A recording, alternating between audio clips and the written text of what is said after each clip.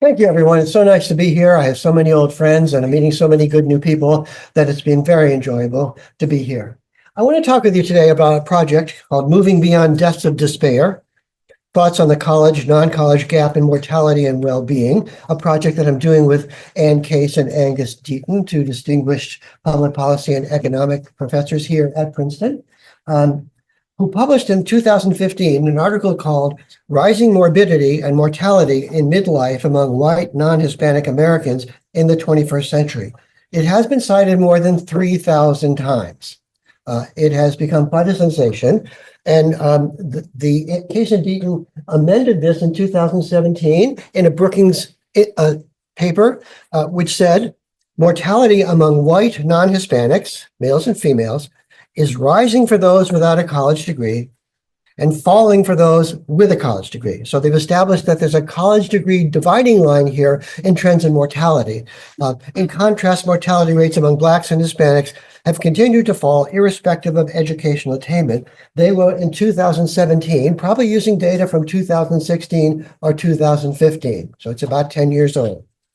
They followed that up with a book called Deaths of Despair and the Future of Capitalism, in which they argued that the American capitalism was not working well for people without college degrees, and that this was seen in what they were now calling deaths of despair, a phrase which has almost become part of the English language at this point, which I would tell you a bit more about, but you might wonder, what am I doing here? Okay, those of you who do mortality research know that I don't do it, okay? I've actually never published a paper on mortality. So why do I have the gumption to come here and talk about this? Well, I've been interested in the working class and working class families. And I wrote this book in 2014, Labor's Love Lost, The Rise and Fall of the Working Class Family in America. So I've been interested in these mortality findings for what they tell me about this group. Ann and Angus generously cited this book and some of my other work in their 2020 book, explaining why this was all happening. So it's my interest then in working class families that got me involved in this. So what kind of deaths were they talking about? I realize for some of you, you know this well. Others of you, however, might benefit from a bit of exegesis of what was going on. Drug overdoses, suicides, alcohol-related liver mortality. Another is kind of voluntary in some sense, self-harm, quickly in the case of suicides, or still fairly quick in drug overdoses, over a long time in terms of liver mortality. So that's what they were talking about. These are the so-called deaths of despair, these three. Why despair? Because they seem to be sensing something that might be called hopelessness or despair about people, which might lead them into drugs or suicide or too much alcohol. And who are they talking about? They're talking about working class whites. Operationally, this means whites who have a high school degree or at most some college credits, but not a bachelor's degree. So in the American college system, there's a bachelor's degree after 4 years. That is the cut point here. Below that is the so-called working class. And why were they talking about the deaths of despair among non-Hispanic whites? Because that's where the mortality rates were situated as of the 2015 paper. Paper is published in 2015. They probably wrote it in 2014. The data is probably from 2013, so it's 10 years old now. But 10 years ago, it was the case that mortality rates were rising for whites and were not rising for other groups. So that's why. Let me then give you a bit of history for those of you who may not be all this familiar with this, and what I would call the 3 stages of the deaths of despair crisis. Stage 1 started in about 1996 when Purdue Pharmaceuticals marketed a painkiller, a prescription pill for pain relief, an opioid called oxycodone, which they trademarked as OxyContin, which became a phenomenal bestseller in particular areas of the country and led to enormous overdose in deaths for whites without college degrees. Purdue claimed that OxyContin was not very addictive. They said there'd been an article in the New England Journal of Medicine saying it was not addictive. In fact, there was no article in the New England Journal of Medicine. There was a letter to the New England Journal of Medicine by a couple of clinicians who said in their population, not that many people got addicted. And the overdoses were centered in some of the poorest parts of the US in the Northeast, in Appalachia, West Virginia, Southern Ohio, Eastern Kentucky, were the areas where there was enormous pickup of this. And it's important in the story of this to realize where this was situated and what population was among it. This story is best told in a book by Patrick Radden Keefe, Empire of Pain, The Secret History of the Sackler Dynasty. Sacklers were the owners of Purdue Pharmaceuticals. Stage 2 starts in about 2010. Purdue, responding to the overdose abuse, modifies its pill so you can't crush it and get it into powder, because people were crushing it and then snorting or injecting a solution of the powder. Suddenly, that didn't work. So addicts often had to turn to other sources after Purdue modified its pills. At the same time, cheap heroin was coming into rural and small city areas of the US by a Mexican cartel, which was intentionally avoiding the big cities because they didn't want to run into the big cities' drug dealers, and targeting rural and areas with cheap heroin. Many of these addicts then turned to heroin who couldn't get continuing pills, and heroin overdoses quadrupled between 2010 and 2015 in the US. That's stage 2. The best story of this is a book called Dreamland by Sam Quinones, who talks about this phase.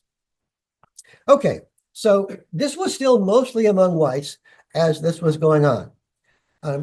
However, you can see that the crisis began 20 years before Case and Deaton published their paper. Okay, so the question is, why after 20 years was there suddenly so much attention to this? And there had been some mortality papers that touched on this, but they didn't get the purchase of this. What was going on? I would claim that the reason this got a lot of attention was because of the rise of Donald Trump.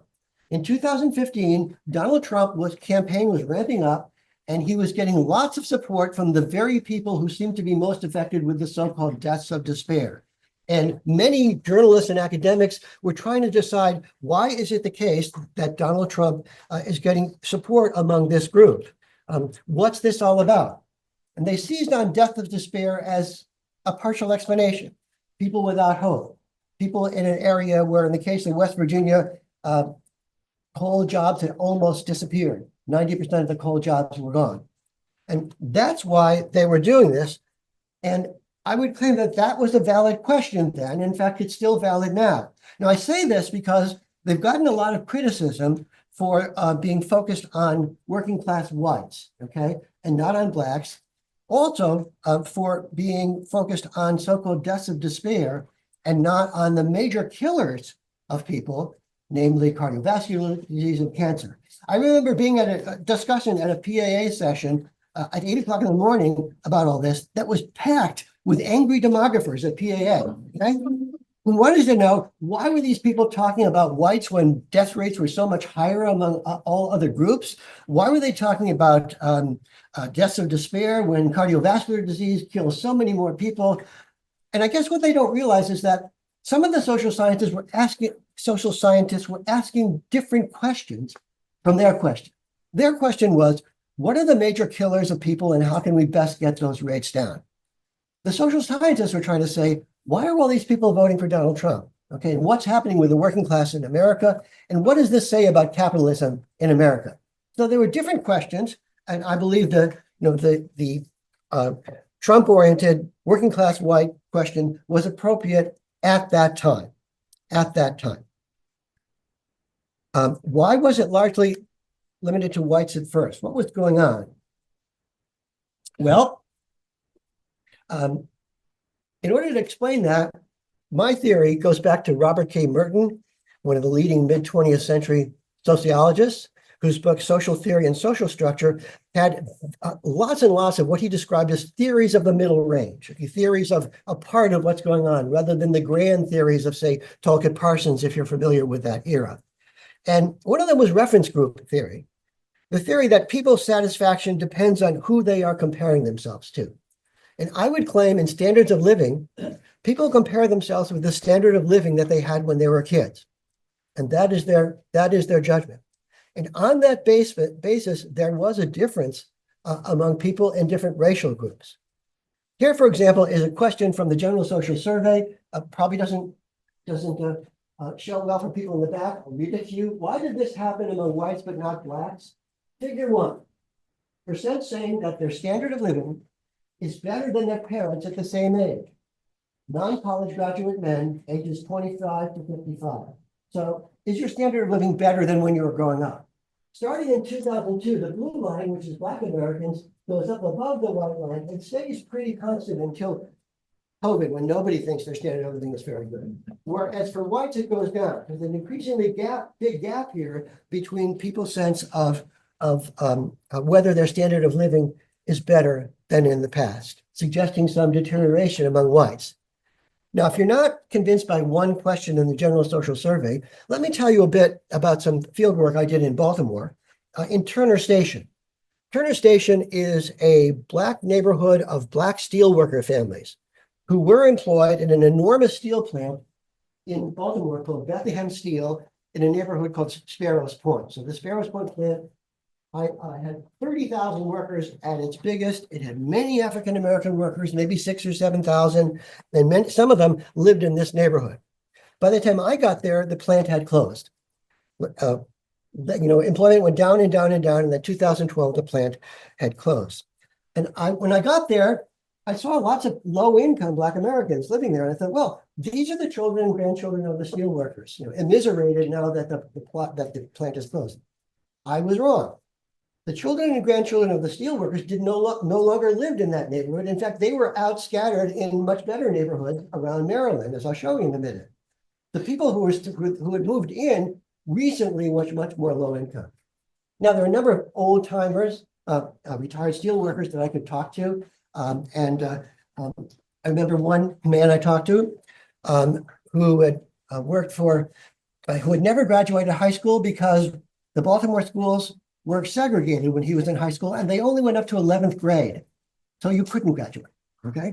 And I asked him about his kids, and he, without pausing a minute, he says, I had 4 kids and all of them are college graduates. And he says, the reason I did that was because I didn't want my kids to go through what I went through down at the point. And the only way I was going to see that through, they need to be educated. I seen it that way to make their lives better, and their lives are better. And in fact, many of those children got an education and moved up and out of that neighborhood. I got access to a Facebook group for adults who had grown up in Turner Station, about 100 of them. And I was able to ask them their zip codes. And this is a map, which I'll tell you about since it won't be too good for the back of the room. Zip code residential locations of Turner Station Facebook group members by the percent of the population with incomes below the poverty line. The darker the shades of the groupings here, the higher the poverty percentage in poverty is. This is Baltimore City. The white dots are where people are living. The size of the dot is proportional to how many people living there.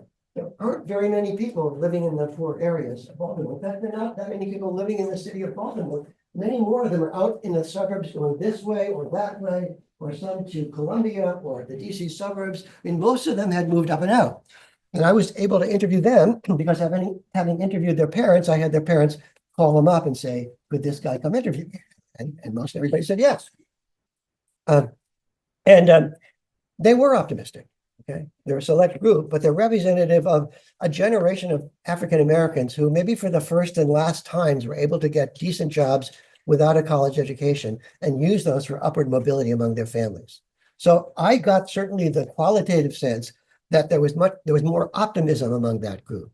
In contrast, when I talked to the retired white steelworker families, the steelworkers seemed to have had a mistaken sense that the good jobs at Beth Steel would last indefinitely. And that they were still in shock at a 1974 court decree, which ended practices that had favored whites at the mill, so they could get better jobs for their kids than was the case for others. But it was still the case that they thought jobs were plentiful and would always last. Were a bit shocked that what I would call their white privilege at the plant had now been nullified, but nevertheless saw it as good, even though the number of workers kept going down and down and down until it finally closed. And they saw this as reverse discrimination. They saw this as discrimination against white people because they could no longer get their kids the jobs they had always done under the rules, which had gone on for decades and decades, and which they thought were time immemorial. And they were therefore susceptible to someone who said he could make America great again. Okay. So here again, it's a qualitative sense that for the whites, I got an entirely different viewpoint, but consistent with the idea that Black Americans, although certainly thinking that racism was still here, that discrimination is still a problem, were comparing themselves to their parents' generation and getting a positive comparison, much more so than the whites. So that's my sense of why this was for whites back then. Okay, let's go on to stage 3. The current stage, the fentanyl stage. In about 2015, drug dealers start introducing fentanyl into the drugs they're selling, and skyrocketing deaths happen, as most everybody I'm sure in this room knows. And I would like to note that by 2021, fentanyl overdose rates were higher among Blacks. So remember, I'm telling you, back in 2015, this is a white story, the increase in drugs. But as fentanyl comes in, it comes into the established drug markets in central cities as well as other places. And everybody starts using drugs that have fentanyl in them, and overdose rates get higher for Blacks, which means that this is no longer a story about whites, okay? So by 2000, late teens, the deaths of despair literature, if you want to point it that way, or perhaps more accurately, the drug overdose problem is no longer a white problem. But it's still mostly non-college grads. So let me just stop there for a second. So suddenly we have a problem which involves not just whites. So it's no longer accurate to just talk about whites, which is still mostly among non-college grads. Recently, there have been some other developments that I would call beyond deaths of despair to all-cause mortality. It's the case now that mortality rates are rising, not just because of drug overdoses, but also because of increases in mortality for many other causes for people without college degrees, such as a slowdown in progress against cardiovascular disease. There are several people in this room who can tell you this story better than me. So my understanding is that the decline in deaths due to cardiovascular disease had been one of the great achievements of advanced societies, but that those declines kind of stalled sometime around 2010. And Case and Deaton acknowledged this in a Brookings paper in which they acknowledged that all-cause mortality, not just mortality, the deaths of despair, are increasing among people without college degrees, but going down, mortality getting better among people with college degrees. So that's where we are. And what we are seeing then is a persistent mortality gap between people with and without four-year college degrees. About an 8.5-year difference in life expectancy between people with and without college degrees in the US. 8.5 years, a very striking amount. Among whites, this mortality gap is widening. Okay, it's getting wider all the time. Among Blacks, it's kind of stable. There is an educational stratification among Black Americans, but it's not necessarily rising. This is not just the conclusion of Case and Deaton. This is the conclusion of a recent report from the National Academies of Science, Engineering, and Medicine, who wrote in 2021, a large number of studies have convincingly documented a substantial widening of disparities in mortality by socioeconomic status among working age whites, particularly women, since the 1990s, and a stable but persistent gap in mortality among Black adults. So that's the consensus now. We do have widening mortality rates among whites due to what they call SES, what I'll just call education for now. So we have a substantial educational divide in mortality that exists and needs explanation. But events have transcended the deaths of despair framing. All major causes of death, or most, are now contributing to this gap. It's not just deaths of so-called deaths of despair. There's been an overdose rise among Blacks and whites, not just among whites. And Blacks are not as despairing. I mean, the despair story doesn't work well for Black Americans. In my interviews and observations, they're not as despairing. And we also know there's a long-term finding that African Americans have lower levels of suicide than do whites. That's been true for decades. So deaths of despair doesn't work for Blacks, okay? And it doesn't work as well for cardiovascular disease as it does for drug overdoses. Okay, cardiovascular disease may be about things you're doing to your body over the long run that aren't healthy, but it's quite different. So this all leads to a meeting in Princeton. So I was at Russell Sage Foundation last winter and spring, and I was looking at this because of my interest in what's happening with working class families. And I'm thinking, you know, there's a problem here, but I don't think the deaths of despair framing is really helping all that much anymore. And in that last paper, Case and Deaton didn't mention deaths of despair very much and talked about a broader view. And so I wrote them an email message that said, among other things, listen, I'm thinking that deaths of despair isn't as central as used to be the case. I'm getting the sense that perhaps you think similarly. And if so, I'd be happy to hop on a train and come down to Princeton and meet with you. And they said, sure. So I hopped on a train. I got down to Princeton.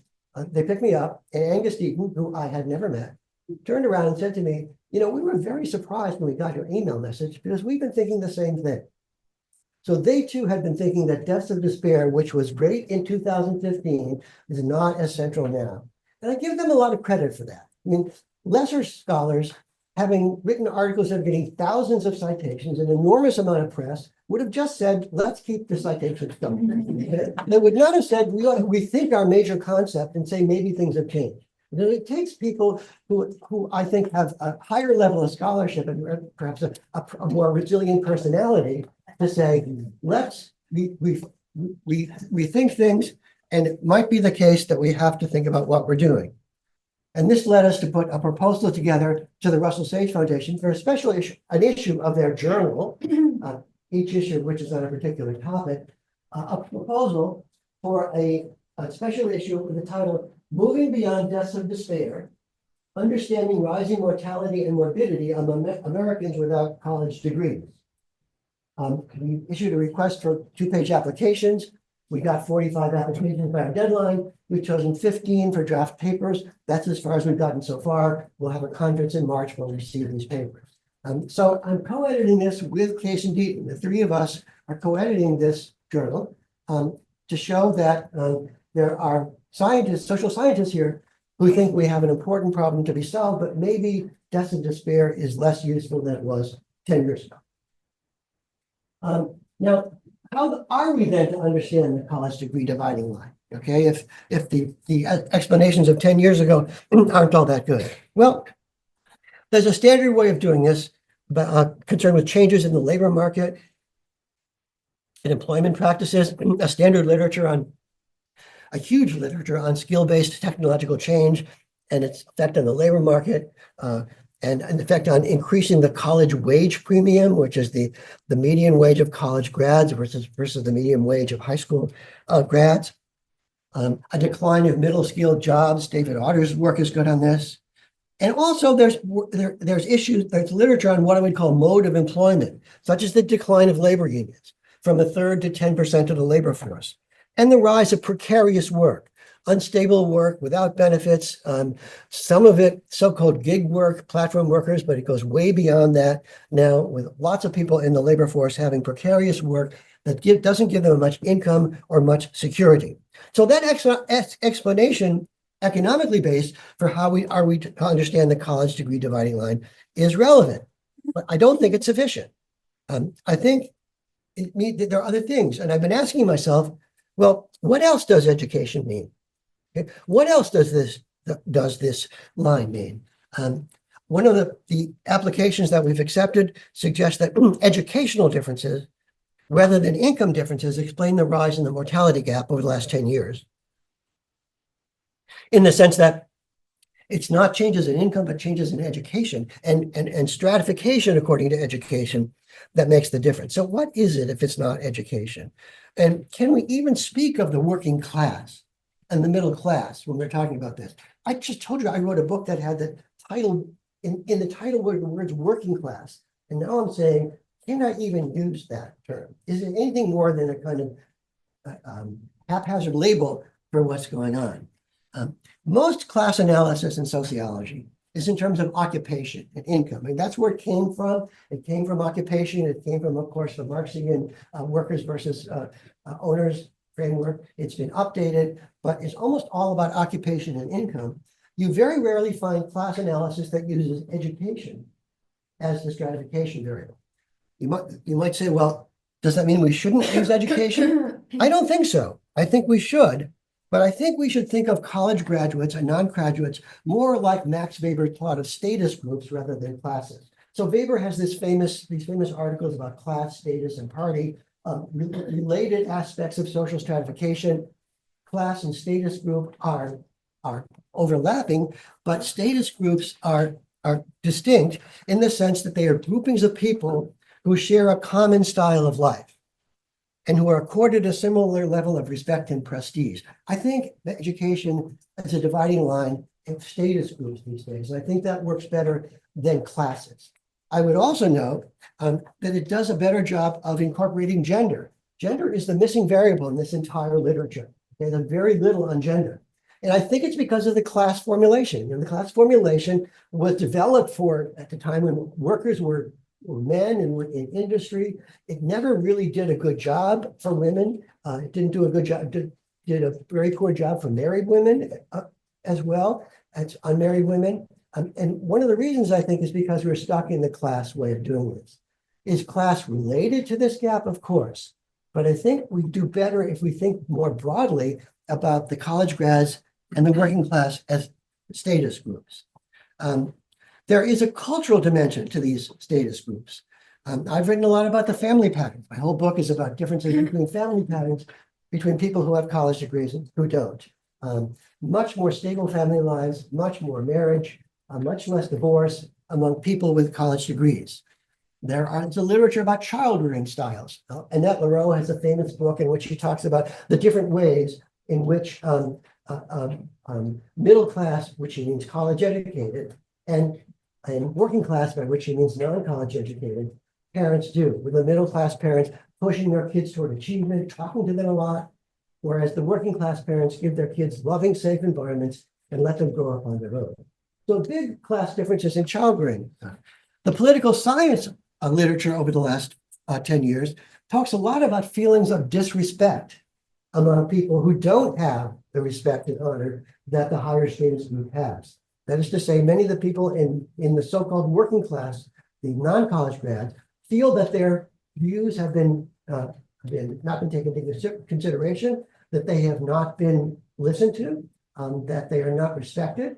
This is one reason why Donald Trump does well among them, because when I talk to people in the situation, many of them say, many of the white working class people I talk to say, I don't know if what this guy says is going to work, but at least he's listening to it. And he's paying attention. He's paying attention to say. And so respect also has a cultural dimension, and it also is consistent with status groups, and suggests again that education, while it certainly has an economic component, ought to be thought about if we have a dividing line in broader terms. In addition, education does other things. It can create social capital, greater connectedness. Now down here, I have the title of the most recent article by Raj Chetty, or one of them that come out every week, Changing Opportunity, Sociological Mechanisms Underlying Growing Class Gaps and Shrinking Race Gaps in Economic Mobility. Now, this is an NBER working paper. I don't know where it's going to be published, but just for fun, I went to the website of the American Economic Review. And in the 117 years of the American Economic Review, there has never been an article with the word sociological in the title. So this is groundbreaking. And it is consistent with what Chetty is doing, which is he's thinking about sociological mechanisms to explain what he's doing. He's working closely with our colleague at Johns Hopkins, Stephanie DeLuca, who's doing qualitative research to help him understand exactly what's going on, and who's finding evidence in his big data that connections can make a difference for kids in their mobility. It's suggesting a good collaboration now between sociologists and economists, which I think is happening more now than it was 5 or 10 years ago. And you could argue that my working with Case and Beaton is another example of that, of economists who are open to and actually asking for some sociological information about what's going on. So social capital is part of this distinction between the college grads and the lesser ones. And there are other things that college grads may do that are less positively viewed. Legacy admissions. Johns Hopkins has stopped giving preference to the applicants whose parents went to Johns Hopkins. I don't know what Princeton is doing. Does Princeton have legacy? Yeah. It does have Yeah. legacy. Okay. Zoning regulations, keeping low and moderate income housing off of your neighborhood by the power political power you have. Getting your kids internships so they look good when they go to college or get a job. Those kinds of things, people in the upper status group can do better than people in the lower status group. So my view here is that education is in fact the correct dividing line at this point. The college degree line right now is the correct dividing line. And what it means is greater than economics. What it means is inequality more by Weberian status groups than classic class. The college grads may also get greater access to the health system, of course, healthcare, healthy foods, and exercise. So having said that, I want to close by asking whether the college degree is likely to remain the dividing line. And actually, I think not. Okay, I think there's good reason to think that the bachelor's degree will not be the dividing line forever. And here's why I think so, for a couple of reasons.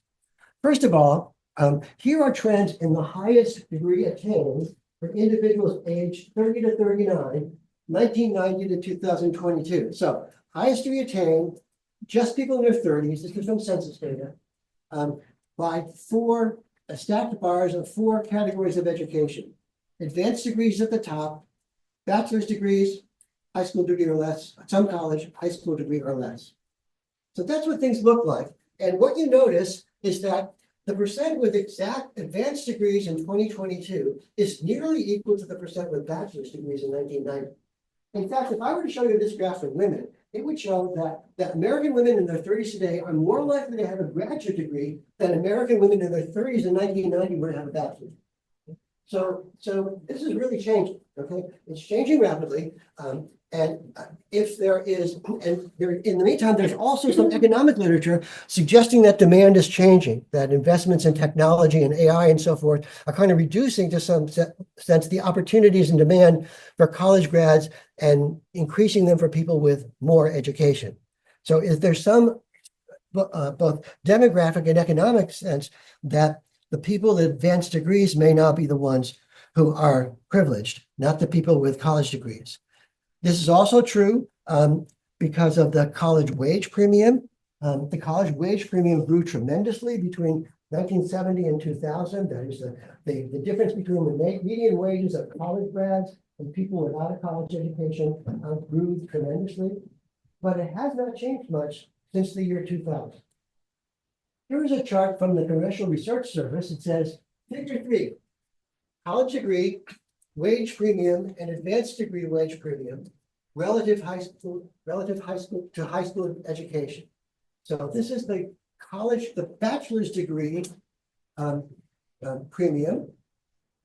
And it goes up from 42% in 1980 to 79% in 2000, goes back to 75% in 2019. So no increase, if anything, maybe a decrease. Here is something they call the advanced degree premium. It's the average wages of people who have an advanced degree, namely a master's degree, a PhD, a law degree, a medical degree, compared to the high school grads. That too goes up tremendously between 1980 and 2000. It hits 123% in 2000. It's up to 133% in 2019. So it keeps increasing, although at a lower rate. And so we now have a bigger gap now between those wage premiums, which may reflect the fact that there's a somewhat of a decreasing demand for college grads, and that one maybe needs an advanced degree to get into the sector of the labor market where one is advantaged. So I would not be surprised to see in 5 or 10 years, or maybe we'll take a generation, just like this took a generation, for the advanced degree to be the dividing line. We'll see about that. It depends on hypotheses about how much of this is a selection effect Or a certain percentage of people going to be in the top group and you just have to find them? Or is there something about increased demand in the labor force? All that may be the case, but I'm suggesting that it may not be. So, okay, so beyond deaths of despair, I've told you that a large educational gap in mortality exists. It's really stunningly large, and it's getting larger for whites. It's at least stable for blacks. There's some information that it might be getting a little worse. So wasn't the case 40 or 50 years ago that your education had that much to do with the ages at which you died. Okay, it was not all that different. The difference has occurred over the last century or so, and it was accentuated in recent years, leading to a large educational gap in mortality that needs explanation. Okay, and I'm suggesting that the causes go beyond despair. I'm suggesting that the idea of death of despair was a good one and made sense in 2015 when all the data was showing that it's working class whites in places like West Virginia who were showing so-called despair. And that's the group, and that's the phrase which has appeared in the New York Times more than 150 times, okay? This death of despair, which has taken on a life of its own. As I've said, it's almost like a phrase in the English language now. It made sense 10 years ago. It doesn't make as much sense now. It doesn't work for blacks. It doesn't work for cardiovascular disease, okay? It doesn't work for describing what's going on. And to their credit, Jason Beaton has said, yeah, we kind of agree. We have to change our thinking about this and talk about things more broadly. So that's a big change. And Case Deaton and I will be writing an introductory article on this for the Russell Sage Journal issue in which we'll talk about this. And these causes of death have gone from acute harm to what you might call long-term health problems. Okay? Acute harm being drug abuse, certainly suicide, heavy drinking, even not so much cardiovascular disease. Cardiovascular disease could be a response to smoking, which is harmful, but it's kind of different from death of despair. It's a health behavior that extends over a long period of time. It could be due to obesity trends. Which is also could be a signal of people not happy with their lives, but it's really different from the idea of drug abuse. It suggests a broader health issue that one needs to talk about now if one wants to explain this large educational gap. The gap is now multiracial ethnic, whites and Black Americans. It's still fairly low for Hispanics and for Asian Americans. But has gone up for Black Americans to exceed that for white Americans over the last decade. So this is no longer just about whites. Then, as I've argued, Blacks are not in despair in the sense that those working class whites were in West Virginia, even if they are quite upset about what's happening in America today. The way of thinking about your standard of living compared to your parents is a different one, I'm suggesting. And finally, I'm suggesting that this division between college grads and non-college grads has a social as well as an economic dimension. Okay, it's not it does matter what the demand is. It does matter whether you have precarious work. All that is important. But when you think about what this group is doing, you quickly go beyond that. Go beyond that to cultural issues about family, child rearing, and so forth, attitudes. If you're Rajchetty, you can talk about social connections and how that may make a difference. If you're Princeton, you can talk about legacy admissions and how that's making a difference. All of these things are part of the advantage of being college grads, which for now is the working class. So that's my talk. Thanks very much.